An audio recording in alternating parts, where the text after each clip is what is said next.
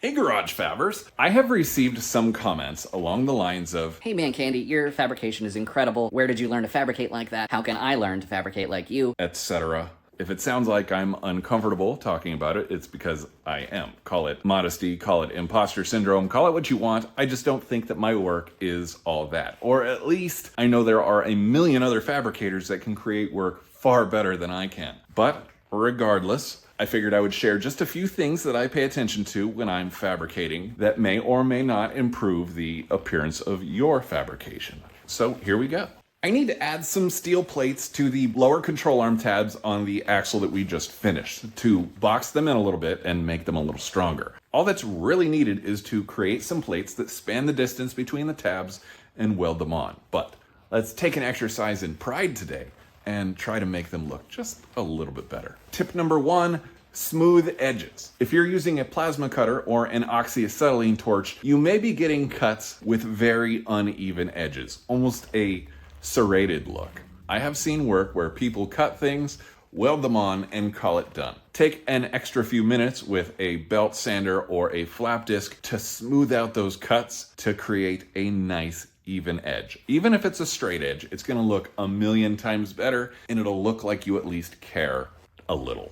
Smooth edges make a huge difference, but I go a step further to tip number 2, which is no straight edges. More often than not, you'll see me knocking down straight edges with a cutoff wheel or a flap disc. Straight edges to me are just a little bit boring. And though we're not going to get into it too much in this video, it's a good idea to avoid sharp corners when you're welding on support brackets, gussets, or anything of that sort. There's a thing called stress risers where cracks are more likely to form, and by creating some curves in your metal, often that will allow you to decrease the chance of cracking in those corners. How do you make some curves? Grab anything that you can find that's round. A bowl, a Tupperware lid, some bushing sleeves. Find a curve that you like and trace around it. Then whittle it out with a cutoff wheel and then smooth it out with a flap disc to get a nice curve. Concave curves are nice. Convex curves are nice. Compound curves are sometimes cool, kind of S-shaped, but I tend to go with a more simplistic approach. Just a simple curve will make a very big difference. On these tabs, I am, however, going to do 2 different radius curves just to change things up a little bit. Does it matter? No, absolutely not. I just think it would look a little bit better than having 2 identical curves on the top and the bottom of this bracket. Tip number 3, we already talked about smooth edges. Let's get just a little bit more detailed and talk about some bevels on those edges. This is really getting picky, I realize it. But if you have smooth edges, you probably also have some very sharp edges. That can look pretty good, but to the touch, it just does not seem as good as it could be. I like to slap a fine grit flap disc onto my grinder and knock down those sharp corners. With a little bit of practice, or maybe even a lot of practice, and a fine grit flap disc, you can create a very fine bevel that will, in my eyes, change things quite a bit. Again, we're getting pretty picky here. Most people aren't going to notice this.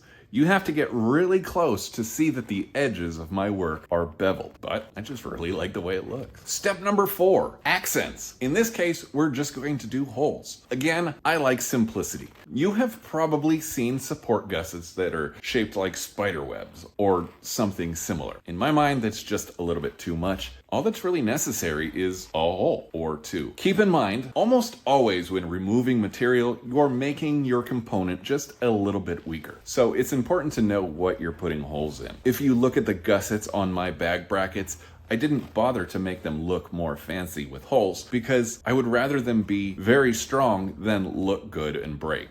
So keep that in mind and remove material sparingly and use common sense. In these plates, I'm just going to do a single hole that's 1.5 inches in diameter. You have probably seen my fancy Hugin hole cutters, but my biggest one only goes to 1 inch. So today I'm just using the typical barrel bimetal hole saw that you can get at Home Depot or anywhere like that. I'm using a drill press, but you can use a hand drill.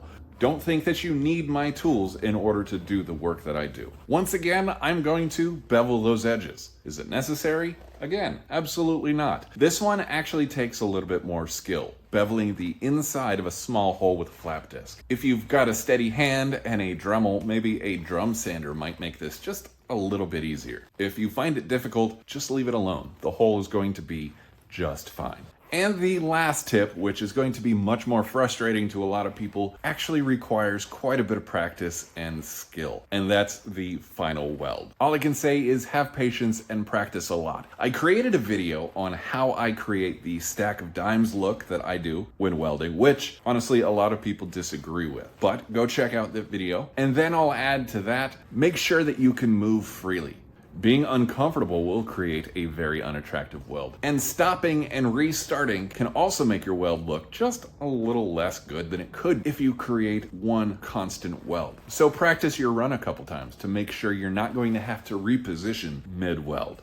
If you're really struggling to get fantastic welds, put the majority of your focus on penetration and making a good, strong weld with a lot of material, and then you can grind it down, making sure not to compromise the weld that you just created.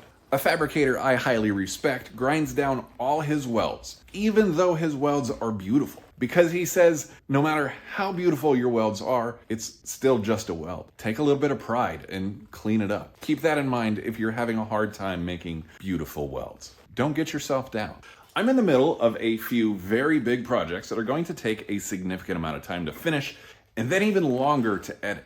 So I figured I would put together a few quickie episodes to fill in the gaps. Otherwise, you might not see me for a while, and you might think I'm dead. So this is one of them. Let me know if this type of video helps, and I'll consider making a few more. Until the next one, my friends, keep moving forward.